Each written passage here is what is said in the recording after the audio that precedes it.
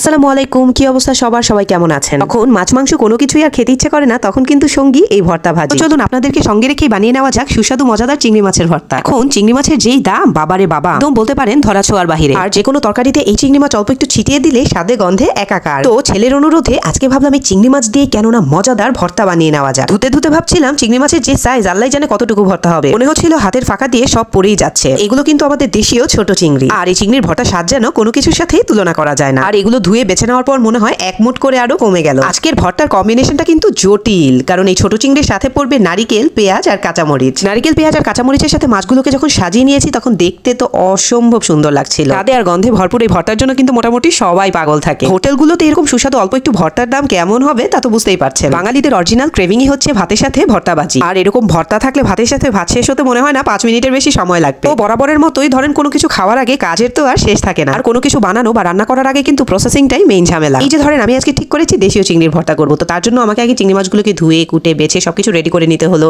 নারিকেল কুড়িয়ে নিতে হলো, তার সাথে পেঁয়াজ কুচি করে নিতে হলো এবং মরিচ ধুয়ে রেডি করে নিতে হলো। তো এইসব রেডি করতে যত না সময় লেগেছে, ভর্তা বাড়তে কিন্তু মাত্র 15 থেকে 20 মিনিট সময় লেগেছে। তো মাছগুলোকে প্রথমে অল্প একটু সরিষার তেলে ভাজা ভাজা করে নিলাম। আর এখানে একটু বলে রাখা ভালো, মাছটা বেশি ভাজা ভাজা করা যাবে না, মোটামুটি একটু টেলে নিলেই হবে। কারণ বেশি ভাজা ভাজা করতে গেলে সেক্ষেত্রে ভর্তার যে একটা রসালো ভাব আছে ওটা একেবারেই শুকিয়ে ড্রাই হয়ে যাবে। ভর্তা বেশি ড্রাই বা শুকনো শুকনো হয়ে গেলে সেটা খেতে কিন্তু একদম ভালো লাগে না। তো চুলার আঁচ কমিয়ে আমি মাছগুলোকে একটু টেলে নিলাম। মাছগুলোকে যখন আমি চুলায় আস্তের আগুনে ভেজে নিচ্ছিলাম তখন কিন্তু অল্প একটু লবণ ছিটিয়ে দিয়েছিলাম, যেটা আমি ভিডিওতে দেখাতে ভুলে গেছি। তো যাই হোক, মাছ আমার মোটামুটি ভেজে নেওয়া কমপ্লিট। এখন আমি একটা বাটিতে তুলে রেখে দিলাম। তারপর আমি কাঁচামরিচটাও হালকা তেলের মধ্যে ভেজে নিয়েছি, যেটা আসলে না করলেও হয়। আমার আবার সরিষা তেলের স্মেলটা খুব ভালো লাগে, তাই আমি ভর্তা বানানোর সময় যত যা কিছুই থাকে মোটামুটি সবকিছুই সরিষা তেলের মধ্যে হালকা একটু তেলে নেই। মানে অনেক বেশি মরিচই দেওয়া হয়েছে, কেননা নারকেল অ্যাড করা হবে, তো ভর্তাটা যেন মিষ্টি মিষ্টি না হয়ে যায় সেক্ষেত্রে একটু কাঁচামরিচের ঝালটা বাড়িয়ে দেওয়া হয়েছে। আর আমরা যেহেতু নোয়াখালীর পাবলিক, তো আমাদের দেশীয় খাবারের সাথে তো নারকেল অবশ্যই থাকবে। আমার মরিচ ভাজা শেষ, এখন বেটে নেওয়ার পালা। তো আপনাদের সাথে কথা বলতে বলতে মরিচটা আমি একটু বেশি ভেজে ফেলেছি, এত ভেজে নেওয়ার দরকার ছিল না। মোটামুটি দেখতেই পাচ্ছেন সবকিছু রেডি করা হয়ে গেছে, এখন শুধু হাতটা একটু চালু করে বেটে নেবার পালা। তো এখন আবার অনেকেই বলবেন, বাবা এত কষ্ট করার কি দরকার, ব্লেন্ডারই তো আছে। হ্যাঁ হ্যাঁ, আমি বলবো ব্লেন্ডার তো অবশ্যই আছে, আর যুগ যুগ ধরে আমরা তাই ব্যবহার করে আসছি, কিন্তু এই শিলপাটায়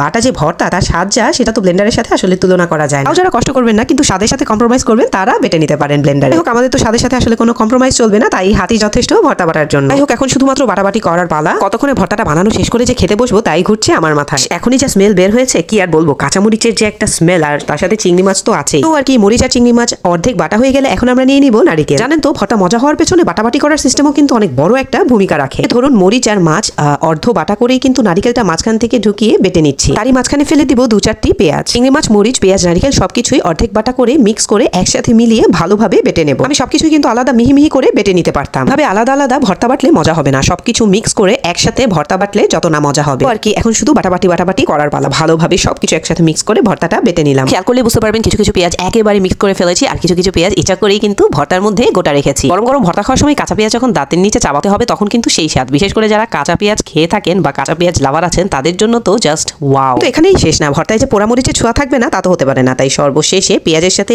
মিশিয়ে একেবারে পাটার সাথে মিশিয়ে দিয়ে পোড়ামরিচ কটা বেটে নিলাম। দেখতেই পাচ্ছেন পোড়ামরিচের সাথে সঙ্গী হিসাবে ছিল 2-4টা ফালি করা রসুন। আর পোড়ামরিচ কিন্তু ভর্তার স্বাদ আরো বাড়িয়ে দিয়েছে। তো আর কি, এভাবে যারা ভর্তা বেটে খেতে চান তারা কয়েকটা চিংড়ি মাছ কিনে কাঁধে করে আমার বাসায় নিয়ে চলে আসেন, আর যারা বাসায় আসতে পারবেন না তারা আমার এই রেসিপি ফলো করে বাসায় বানিয়ে নিন মজাদার সুস্বাদু দেশীয় চিংড়ি মাছের ভর্তা। ভর্তা বাটার প্রায় শেষ পর্যায়ে। এখন ভর্তাটা দেখতেই পাচ্ছেন অনেক যত্ন করে বাটা হয়েছে, আর যত্ন করে বাটা যে কোনো জিনিসই কিন্তু বা যত্ন করে তৈরি করা যে কোনো জিনিসই কিন্তু অনেক সুস্বাদু হয়। চলুন হাতে মাখাতে মাখাতে দেখে নেওয়া যাক আমাদের ভর্তার আসল রূপ। মাখানো দেখেই তো আমার জিভে পানি চলে আসছে। যাই হোক থুকু, এখন রোজা রমজানের মাস, আপনারা শুধু দেখিয়ে এটার স্বাদ বুঝে নিয়েন। খুব সুন্দর একটি ভর্তার রেসিপি শেয়ার করলাম আপনাদের সাথে, আমাকে অবশ্যই জানাবেন কেমন হয়েছে, দেখতে কেমন হয়েছে।